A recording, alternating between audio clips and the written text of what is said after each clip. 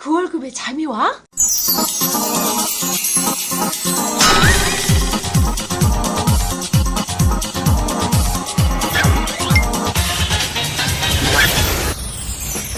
그 월급의 잠이와는 월급이 전부인 2천만 월급쟁이들의 불면증을 해소하는 방송입니다. 예, 안녕하세요. 반갑습니다. 그 월급에도 잠이 오는 방송 머니스토리 TV 뭉치 양승민입니다. 네, 표대표 표현봉입니다. 네, 에이셋아빠 성철입니다.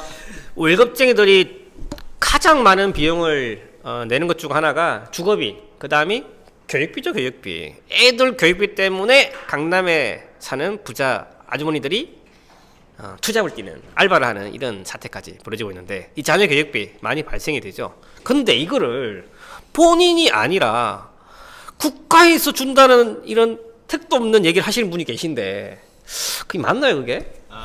제가 사실은 이번에 한국장학재단에 나온 거 보고 흡족한 생각이 들었는데요. 애 3명에 대한 교육비가 내가 생각보다 많은 걸 지원받을 수 있겠구나 이런 생각이 들어가지고 좀 흡족했습니다. 근데 이거는 사실은 미리 자녀가 좀 어리시더라도 미리 알고 계시면은 계획을 세우시는데도 좀 도움이 되실 것 같고요.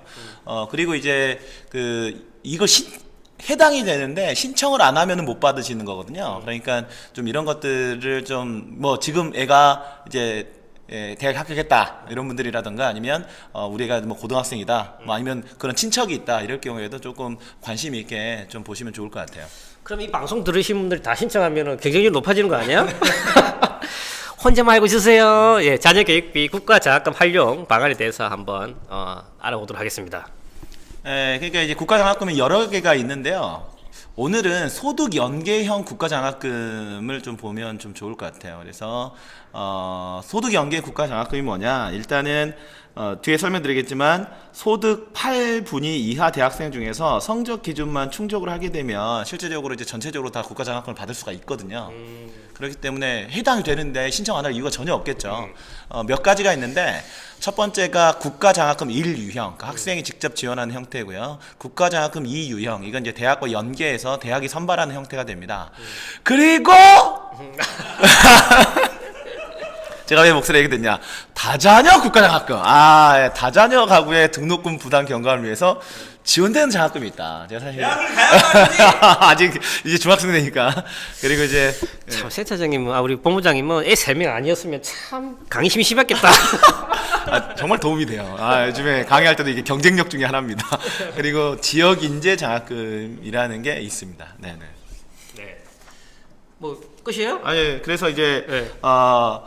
국가장학금 1유형하고요. 그 다음에 이거 좀 간단하게 좀 설명을 좀 드릴게요. 네, 저도 궁금하네요. 네. 국가장학금 1유형이 뭐냐? 그러니까 소득 구간 8분 이하 대학생 중에서 성적 기준이 충족한 사람의 경우에는 신청해가지고 받을 수가 있습니다. 근데 신입생이나 편입생이나 재입학생 같은 경우는요, 첫 학기에 대비해서 첫 학기 한해서는 이제 성적 기준이 미적용이 된다 이렇게 생각하시면 되고, 재학생이 신청해서 받고 싶을 때는 일단 직전 학기에 12학점을 이수해서 80점 이상 취득. 근데 요즘에 다 학점들에 대한 관심이 많으니까 대부분 넘으실 것 같아요. 그러니까 이런 경우에는 이제 받을 수가 있다 이런 생각이 좀 들고요. 그리고 그러면 이제 소득 구간을 어떻게 잡을 거냐, 여기에 대한 부분이 있을 것 같은데 한번 이제 소득 구간에 대해서 좀 말씀드릴게요. 8분위 이하의 경우에는 신청이 가능하다고 했는데, 일단 본인이 됐건 아니면 부모가 됐건 월 소득 인정액이 1구간 같은 경우에는 135만원, 2구간은 225만원 쭉쭉쭉쭉 늘어나가지고 8구간의 경우에는 이제 월 소득 인정 기준이 903만원 이하일 경우에는 일단은 받을 수가 있다. 그런데 그렇다면 얼마를 받을 수가 있냐, 이런 부분들이 좀 궁금하실 거 아니에요? 만약에 1유형이 신청을 해가지고 소득 구간이 1구간 안에 있다, 그러니까 월에 135만원 이하다, 이런 분들 같은 경우는 학기별 최대 260만원을 지원받을 수가 있습니다. 그러니까 연간 지원 금액이 520만원 정도 지원을 받을 수가 있죠.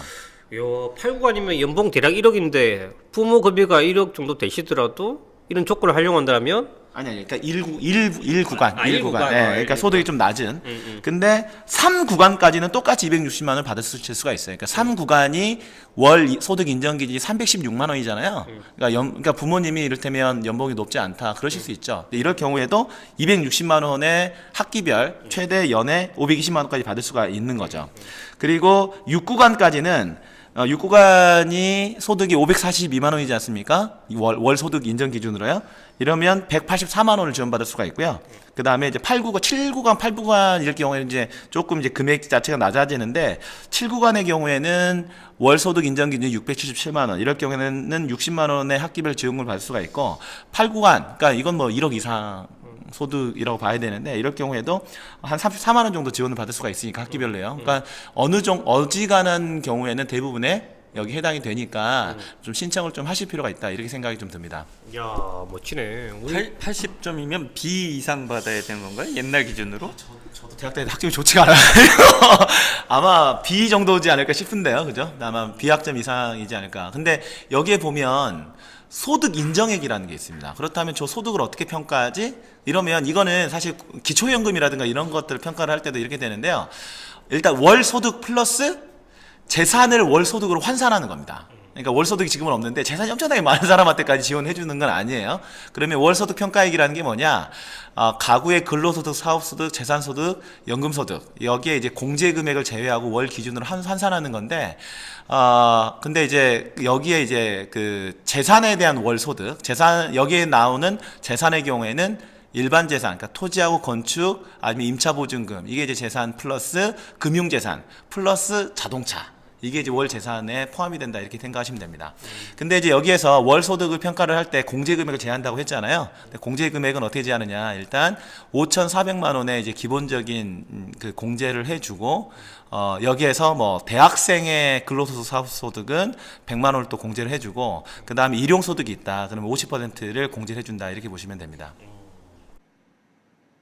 2천만 월급쟁이들의 금융호구 탈출을 위한 그월장 프로젝트, 특허받은 로봇 자산관리 플랫폼 포토윈과 함께합니다. 세부 사항은 머니스토리 TV 홈페이지에서 확인하세요. 뭐 부채도 있죠, 부채. 네, 근데 이제 자산만 있는 게 아니고 부채가 있잖아요. 부채는 당연히 빼야 되겠죠. 그래서 마이너스 통장이나 카드론 이런 거는 부채 반영이 안 되는데, 일반적인 어떤 사회보장 시스템을 통해서 조사되는 금융기관에 대한 부채라든가 아니면 신용카드 연체금 같은 경우는 일단 부채가 이제 그 부채에 해당이 된다. 그리고 금융기관의 대출금의 경우에도 학자금 대출이나 전월세 임대보증 같은 경우는 일단 대출금에 포함이 된다. 이렇게 보시면 좋을 것 같습니다. 오늘 말씀 주신 내용이 한국장학재단에 신청하는 건가요? 네, 맞습니다. 그러니까 해당이 되시는 분들 같은 경우는요, 한국장학재단에 이제 신청을 하시면 됩니다. 그러면 한번 계산을 해보죠. 이거 한국장학재단에 나오는 걸 그대로 좀 가져온 거거든요. 어떻게 보면 제가 여러 기관의 홍보대사 같지 않습니까? 네. 조만간 청와대도 하겠네. 그러니까 이를테면 학생이 있는데 월급이 120만 원이고, 그다음에 이제 부친 소유의 아파트 시가 1억 원짜리 거주를 하고 있다. 그다음에 아버지는 국민연금 40만 원을 수령하고 모친은 이제 일용 근로소득 150만 원을 수령하고 있다. 그리고 자동차가 500만 원이 있고 저축이 2천만 원이 있고 은행 대출 3천만 원이 있다라고 하게 되면, 일단은 이제 아까 소득 자체를 먼저 계산해야 되잖아요. 소득은 근로소득 120만 원 플러스 국민연금 40만 원 플러스 일용 근로소득 150만 원. 근데 아까 학생의 경우에는 100만 원 소득 공제를 해주고 일용 소득은 50% 공제를 해주니까 이걸 빼면 월 소득 평가액은 135만 원입니다. 그리고 여기에 이제 아파트 시가 표준액하고 1억, 그다음 금융소득 2천만 원, 그다음에 이제 자동차 500만 원. 근데 여기에서 기본 공제액 5,400만 원을 빼고 부채인 3천만 원을 빼면 이제 율이 있거든요. 이 율을 곱해서 이제 재산의 소득을 환산하게 되면 재산의 소득 환산액은 70만 원 정도가 돼요.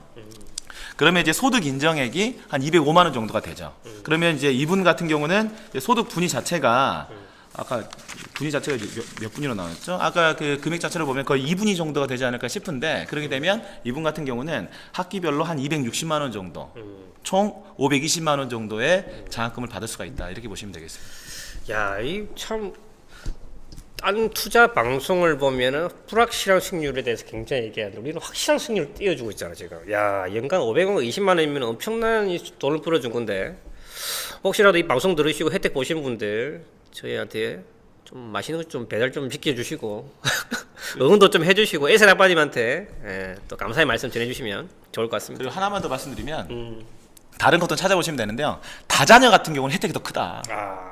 많이 나라.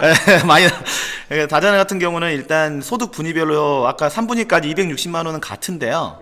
그 다음에 4구간부터 8구간까지는 아까 7, 8구간도 소득이 엄청나게 그 장학금을 확 줄었잖아요. 근데 225만 원으로 고정이 되어 있습니다. 이 좋은 정보 우리 많이 공유하셔가지고 한국장학재단의 장학금이 앵꼬가 나는 예, 우리 한번 노력 한번 해봅시다. 오늘 참 좋은 정보 주셔서 감사하고요. 제가 옆에서 이제 쑥 살짝 계산을 좀 해봤어요. 그 환산율 어떻게 따지나라고 봤더니 저희 뭐 지금 예시표에서도 보시다시피 만약에 아파트 5억짜리 하나 있다라고 하면 월 소득 산정액이 꽤 높아져요. 그러니까 뭐 이런 제도가 실제 그렇죠. 돈 때문에 공부하기 어려운 학생들 되게 많고 저희가 요새 신입사원들 이렇게 상담해 봐도 학자금 대출 끼고 출발하느라 생각보다 이제 어려운 출발하는 경우들이 많아요. 그러니까 그런 사람들한테 훨씬 더 지원되는 제도니까 본인 거 그런 내용에서 좀 확인해 보시면 좋을 거라는 생각이 드네요. 자, 자녀 사교육비 국가에서 받을 수 있는 거는 최대한 챙겨받자. 조언해 주신 우리 에셀 아빠님한테 감사의 말씀드리며 추가적으로 궁금하신 부분들 저희 머니스토리 TV 홈페이지에 들어오셔서 메모 남겨주세요. 예, 감사합니다. 네, 감사합니다. 감사합니다.